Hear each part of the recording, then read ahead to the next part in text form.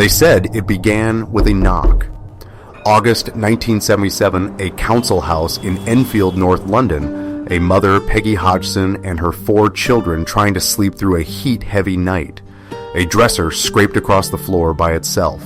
A bed shivered. And the wall learned a new word, bang. Neighbors came and heard it.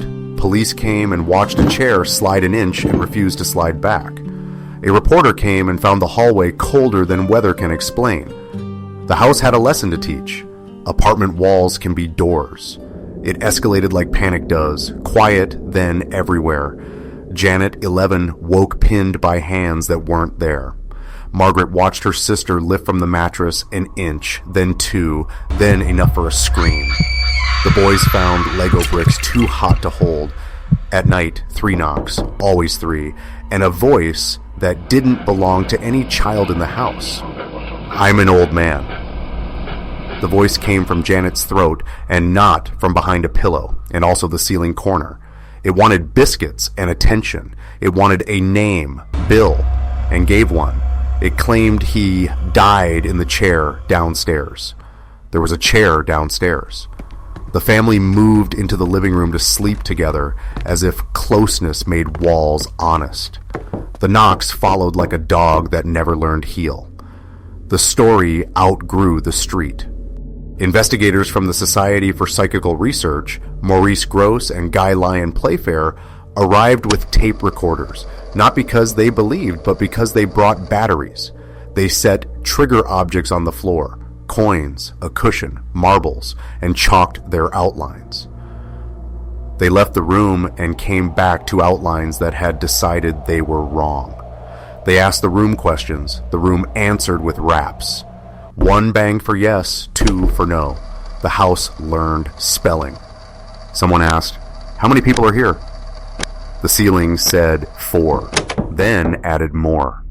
Photographs were taken. Blurred girl, hair wild, feet tucked in midair like the first bad lesson in flying.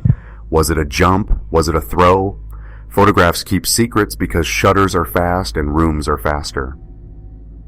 The voice Bill grew thicker, as if a radio were tuning itself. Sometimes foul-mouthed, sometimes bored, sometimes answering what only adults in the next room had asked. When they taped Janet's mouth, the voice came quiet through the throat's grain, rattling the bones of the chair.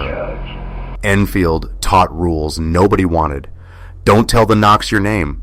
Don't sleep alone. Don't leave the Bible on the floor. Do keep the pencils in a drawer. They like to fly. The girls went to school with purple crescents on their arms from being yanked by an invisible instruction. Curtains twisted the shape of a rope and stayed twisted. The family's fish died twice, once in water, once out of it.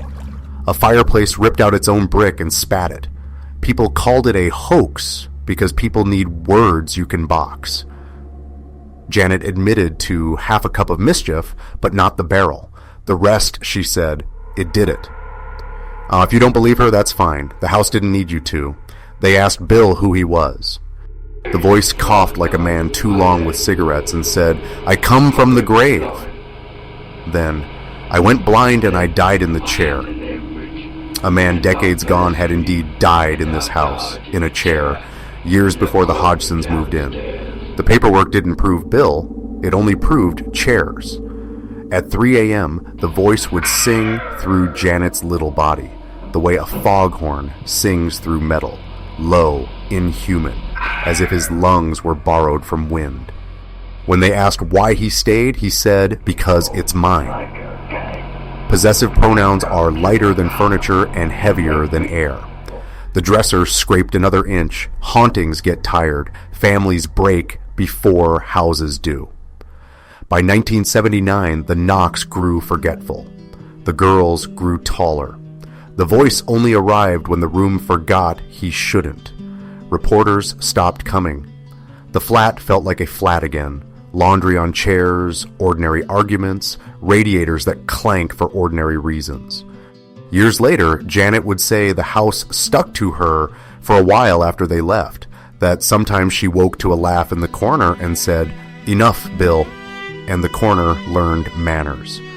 Margaret said, "We didn't ask for any of it." What matters isn't whether every photo's honest. What matters is the sound people still remember. The 3 polite knocks in a council house teaching children that walls have hands. Maybe the house was a radio, and grief was the frequency. Maybe a family became famous for living through a story and then for trying to live after it.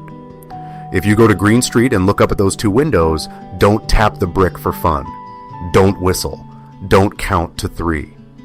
Because some houses never stopped listening for the next knock, and some names answer even when you don't say them out loud.